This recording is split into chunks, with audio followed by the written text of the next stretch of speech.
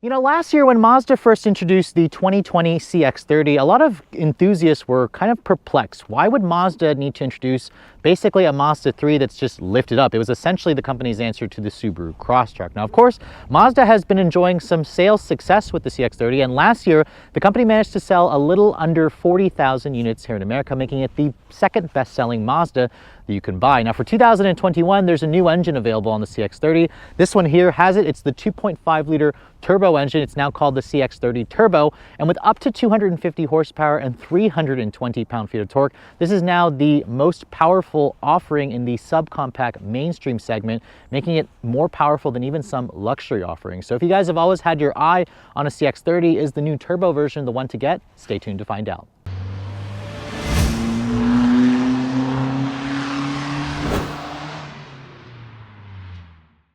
Now, of course, I don't want to start this review without taking a peek under the hood. This is what this new model is all about, that 2.5-liter turbo engine. This engine you should be pretty familiar with. It first made its debut in the Mazda CX-9 about 5 years ago. Mazda has been basically stuffing it into all of their models. Essentially, the Miata is the only model left that doesn't offer this 2.5-liter turbo, along with the CX-3. But as you can see, this engine fits quite nicely under the hood of the CX-30. It has 250 horsepower with premium gas and 320 pound-feet of torque. If you guys feed it regular gas, the power figure drops to 227 and 310 pound-feet of torque. Of course, it has all the modern features we expect. It's got that Skyactiv G special exhaust manifold. It also has direct injection. It has a low inertia twin scroll turbocharger, so it has very little lag, and it's paired with a standard 6-speed automatic transmission. This powertrain is the same one that I tested in the Mazda 3 Turbo. In this car, it weighs around 200 pounds more, so it does make it slightly slower, of course, than the Mazda 3 Turbo at around 3,500 pounds. Now, all-wheel drive is also a standard offering. If you guys don't want to spend this much money to get the turbo, you can still get the base 2.5-liter without a turbo that offers up to 186 horsepower. Fuel economy is actually not that big of a penalty compared to the base engine. This is now ready to get 22 in the city, 30 on the highway. Like I said earlier, regular is just the required fuel, but feed it premium if you guys want the full 250 horsepower. Now for 2021, Mazda didn't really change the styling of this car. They didn't really need to, although in this snowflake white pearl exterior with all that cladding, it is not my favorite in terms of the Mazda designs. I think that the cladding looks a little bit like cancerous. It's just overwhelming, especially when you guys go for a light color like this one. Now you can see, let's briefly just talk about the exterior styling. Just like other Mazdas, the company's this car comes with full LED headlights. You have LED daytime running lights, LED low and high beams. You also have adaptive swiveling headlights. I don't particularly like how Mazda doesn't offer like a black appearance package on the CX-30. For example, the chrome that's surrounding the headlights and the actual grille, I think they should offer a package where this blacks it out. I also don't like how the chrome here isn't really flush with the actual bumper. I don't like how it protrudes out. I think that's kind of like a personal preference thing with the design, but again, this just kind of bugs me when I see this, and it would look a lot better if it was painted black. Of course, you have the signature Mazda 5-point grille. The radar sensor, of course, for the adaptive cruise is behind the Mazda logo.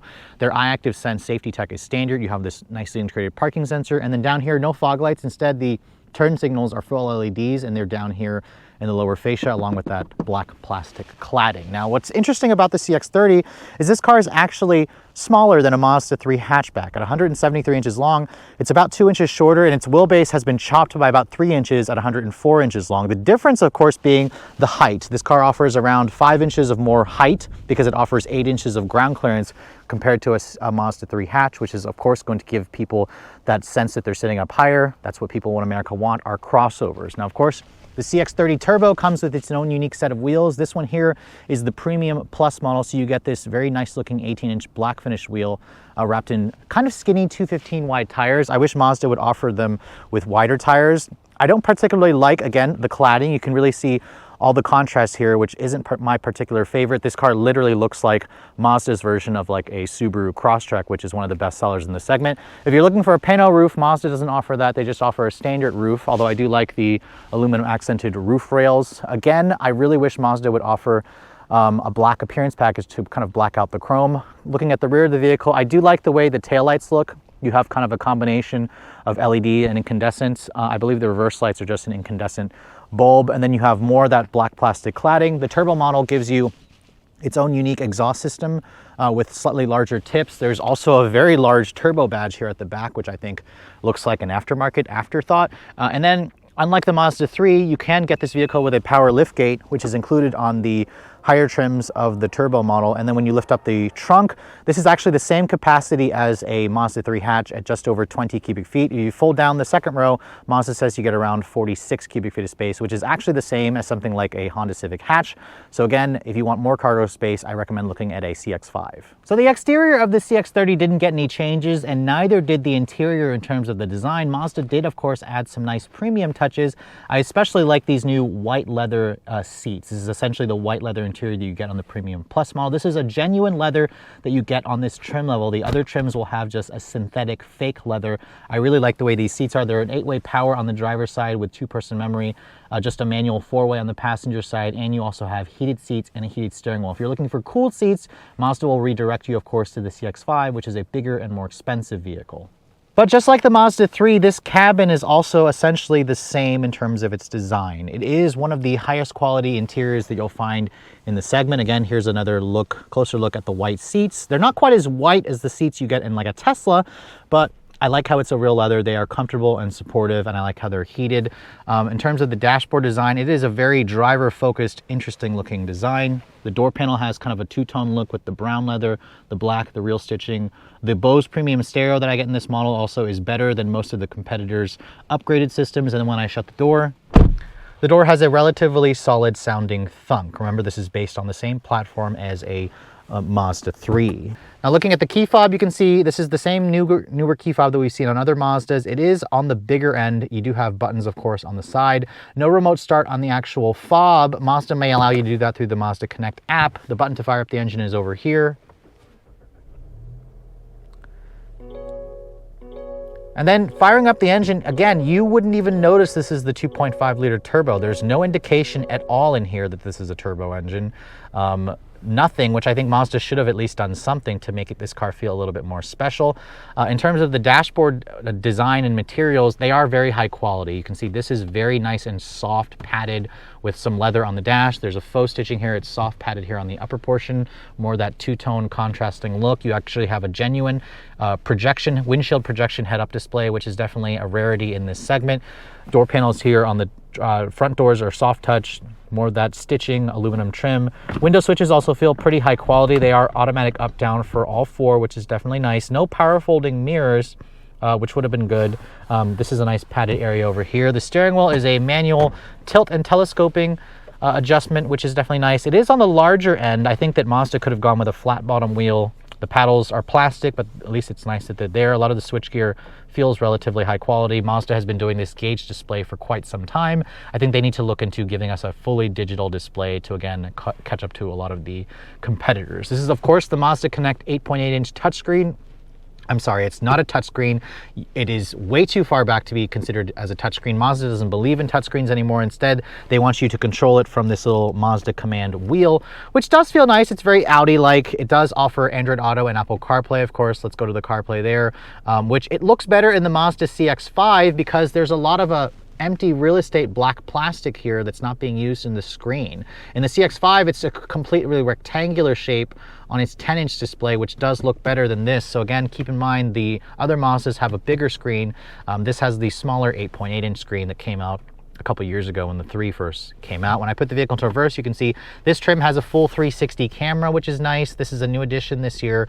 You only can get it on this Premium Plus Turbo version. The graphics and resolution also have gotten better over the years, so I applaud Mazda for getting better there. You have dual zone climate control, which is nice. You have a heated steering wheel, which is again a new addition with this trim. Most of the competitors don't do a dual zone, so the fact that Mazda gives you dual zone is nice. Would be nice to see if they offered cooled seats. Down here you can see cup holders, a little bit more storage. USB is over there. This controls your 6-speed automatic. It's a very traditional shifter. I think Mazda needs to go again, update this and give us something that feels a little bit more modern. Just a simple sport on or off switch right there. This, of course, is pretty straightforward. There's a home button, a favorites button, volume button or knob over there, which, you know, is in a really good position. Very Audi-like over here from a couple generations ago. Nice padded area here for the armrest. And then if you open this up, you can see this armrest still slides forward and back, and it slides back to reveal a relatively good amount of storage in there. No wireless phone charger in my tester. You can get that in here as part of a dealer or port installed accessory, of course. The glove box you can see here is on the smaller end. It's damped, but it's not lined with felt. In terms of storage here, Mazda's gotten better with door pockets, some storage over here. Like I said, the seats are pretty comfortable and supportive. Over here you can see LED lighting in the cabin, which is nice, and then just a standard sunroof, which you get on most of the turbo models. So overall, the interior hasn't changed much. The addition of some nice key features in here. The memory seats are nice, the heated seats are nice, the heated steering wheel is nice, the head-up display is nice. So really, this is one of the nicer cabins in the class. It just feels a little bit on the cramped side. Now in the back seat, if you guys are thinking this offers a little bit more space than a Mazda 3, you'd be correct. However, at 36 inches of legroom, this is not what I would say class leading. I believe the Crosstrek offers more space, perhaps even the Jeep Renegade and maybe even the Honda HR-V. Now getting inside back here at 5'7", I do find that I am relatively easy, or it's relatively easy for me to get comfortable back here. Headroom is surprisingly on the tight side considering how short I am. The sunroof, as you can see, takes up a good amount of headroom back here. But shutting the door and getting back here, Mazda says 36 inches of legroom. This is where I have the seat to drive. It definitely feels on the tighter side. The CX-5 is going to offer more space. A lot of the competitors do offer more space. Thankfully, in terms of the materials, it is hard touch plastic here, but it does look and feel nice. You have more of that soft leather over here. There's a silver accented door handle, more piano black plastic trim. You do also get rear seat air vents. I believe that's a rarity in the segment here. And then you have just one map pocket here on the passenger side. Now, folding this down, you can see there's an armrest here with 2 cup holders. No heated rear seats. That's something Mazda offers on the CX-5. Remember, this is a little bit further down the totem pole in terms of the hierarchy. But overall, the space back here is not bad. Just know that a lot of competitors do offer more space. So Mazda is the kind of car company that I've always genuinely liked in the past. However, in recent years, they really are starting to confuse me because they're so adamant about pushing their Mazda premium philosophy on how they want to be compared to luxury cars, which is really, you know, a high reach for them. I mean, yes, they do extremely well when I compare them to mainstream offerings. The CX-30 is actually, like I said earlier, Mazda's second best-selling product, and it's pretty easy to see why people are buying this car over a Mazda 3 sedan or a hatch model. For a car that's about the same price or slightly less, you get a car that sits up higher, you get 8 inches of ground clearance, you have a vehicle that looks more like a crossover, although I don't love this combination with the white and all that black plastic cladding. It just looks like a cancerous to me. But now, you know, Mazda has finally shoved their turbo engine in this vehicle, which is the same powertrain that I sampled in the Mazda 3 and of course the Mazda CX-5, and it really addressed my biggest concern with this car, and that was a lack of power.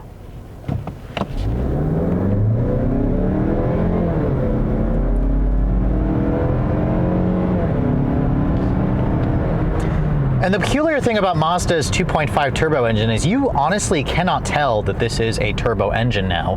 The only way you can tell it's a turbo is when you feel the low-end torque that this engine now gives you. It's paired with a 6-speed automatic transmission, so the mid-range grunt is strong. This is now one of the quickest entries in the mainstream segment. However, if you're going to compare it to the luxury offerings, it's still actually a little bit quicker because of this 250 horsepower, 310 pound-feet of torque. It is definitely nice. Let's put it into sport mode here. I'm going to just brake torque it ever so slightly.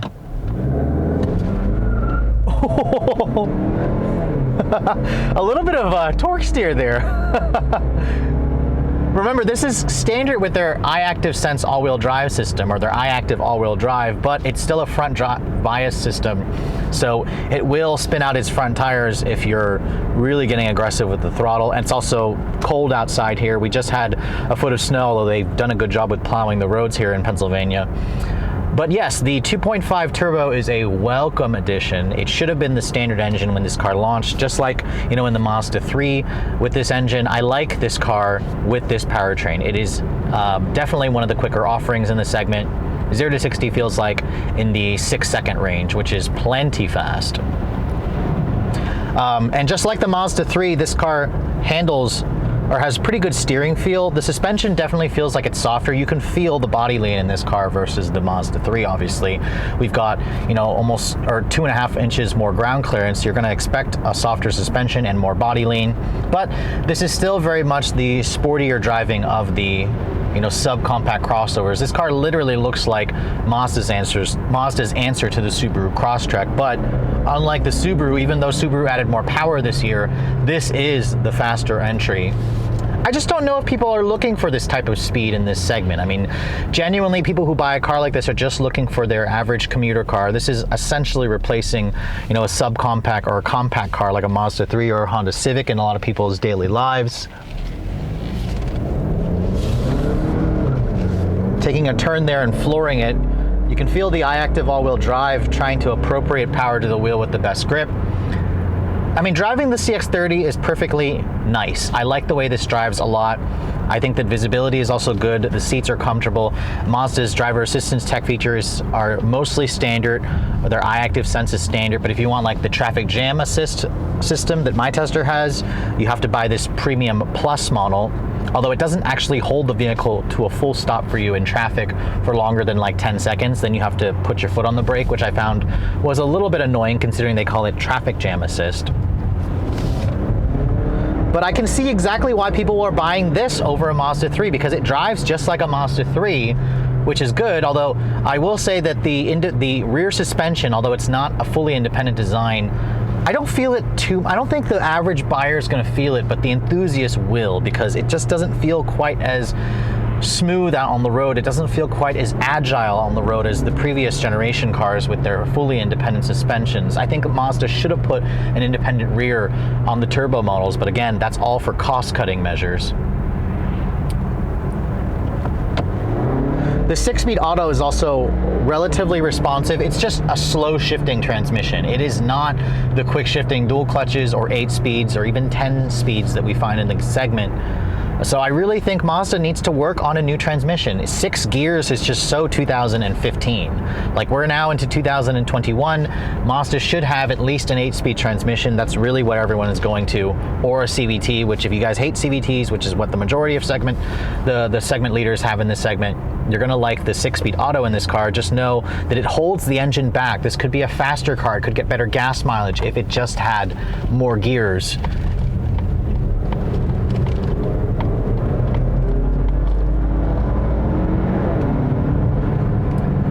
In terms of noise and refinement, the engine is very smooth and refined. You can't even hear the exhaust. You barely hear the intake howl of the engine. You don't even hear a turbo blow-off whistle noise. In terms of road noise, Mazda has actually been doing a good job at making their interiors quieter, and I'm definitely noticing that in this new CX-30. It is a very refined car. I mean, could you compare this to luxury cars like the Audi Q3, the Mercedes, GLA, the BMW X1? Sure, you could. However, there are certain elements of this car that make me think twice about comparing it to luxury brands. For one, I don't like the styling of this car with all that extra cladding. The interior definitely is nice. The seats are comfortable. But there's something about it that does remind me that it is not a luxury brand. I'm not entirely sure what it is, but I think the CX-5 is probably a better deal for me. For a little bit more money, you can get a car that's slightly bigger that I think looks better on the outside than this. I just don't like all the cladding on this car, particularly in this white color. If you guys go for a different color combination, that should address that. But in all actuality, the CX-30 is basically just a better Mazda 3, a lifted Mazda 3. And the Mazda 3 used to be the company's bestseller, but now, of course, this has overtaken it, which doesn't surprise me. In terms of fuel economy, the car is rated at 22 in the city and 30 on the highway. In my couple days that I've had it, it's been averaging around 22 miles to the gallon, so it's not bad. You don't have to push the engine hard to get all this power, so you basically can take advantage of a low stress on the engine. Regular is of course recommend, or the required fuel choice, but you could put premium in it, it'll give you more horsepower. I'm not entirely sure if this car was delivered to me with premium or regular gas, but it feels fast enough. So essentially what Mazda's done here is they've just given us the engine that this car should have launched with, and it makes it one of the fastest entries in the segment. If that's what you're looking for, this should be at the top of your list. So as Mazda's second best-selling vehicle here in America, the CX-30 is an interesting addition. And honestly, if you guys are looking at a Mazda 3, I can see exactly why people are choosing this over a Mazda 3 because it's slightly less expensive or around the same price. It gives you that higher seating position and ground clearance that a lot of people like. However, its interior still feels a little bit on the cramped side, and while the inside also feels luxurious, it is missing certain elements to it that remind me that it's still just a mainstream car. It's not necessarily, for me, feeling quite as nice as the premium luxury offerings from Audi, BMW, and Mercedes. But you can't argue that the fact that the CX-30 offers a lot, especially in this segment. The Crosstrek is one of my favorites, of course. The HR-V is definitely dated, it's due for a redesign. The CHR doesn't even offer all-wheel drive, neither does the Nissan Kicks. You could also, of course, compare it to the Kia Seltos and Hyundai Kona, which are one of my favorites. The Kona N, which is coming, is going to be a direct competitor because that will have a 2-liter turbocharged engine, although Hyundai hasn't confirmed that that will be all-wheel drive or front-wheel drive just yet. So if you guys are looking for one of the most powerful subcompact crossovers in the segment, I find that there's a lot to like with the CX-30 Turbo. It's essentially the engine that this car should have launched with. If you're thinking this is kind of like a performance subcompact SUV, that's where you're wrong. You can barely tell this has a turbo engine aside from the fact that there's a lot more torque. It doesn't really make any more noise. It's a super refined car, and I think Mazda, while they're trying to go after their premium, segment with the Mazda premium philosophy, I think they're losing out on a lot of enthusiasts by not offering something that's a little bit more raw, a little bit more performance oriented. So I would really like to see Mazda do something like that and improve the interior space, because this car still feels a little bit on the cramped side, especially for many Americans. But with all that said, if you guys are looking to purchase one of these, they are already on sale and they start around $4,000 more than a base CX-30. These start at just over $31,000, which makes it actually $1,000 less than a Mazda 3 hatch with the turbocharged engine. My tester here, of course, being the Premium Plus model, stickers for just over $35,000. There's no additional options to add. It includes things like the heated steering wheel, the 360 camera, the traffic jam assist, the Bose premium stereo. It does make the CX-30 Turbo a little bit more expensive than its competitors, but I would argue that it's probably worth that additional charge because you do get the most horsepower in the class. If you guys like the styling of the vehicle, it's also a relatively interesting looking car, and it's also just a much better deal versus the Mazda 3. So Mazda, they did a good job by offering this vehicle. Sadly, the Mazda 3 sales have been tapering off over the years, so hopefully they go with a completely different direction, a more performance-oriented direction for that model in the coming years. But with all that said, I hope you guys have enjoyed my full overview on the 2021 Mazda CX-30 Turbo. If you're also looking to see the latest cars I'm testing, be sure to follow me on Instagram at Redline_reviews. Like us on Facebook, and as always, guys, please keep subscribing to the Redline Reviews YouTube channel for all the latest reviews. Thank you so much for watching. I'll catch you all in the next video.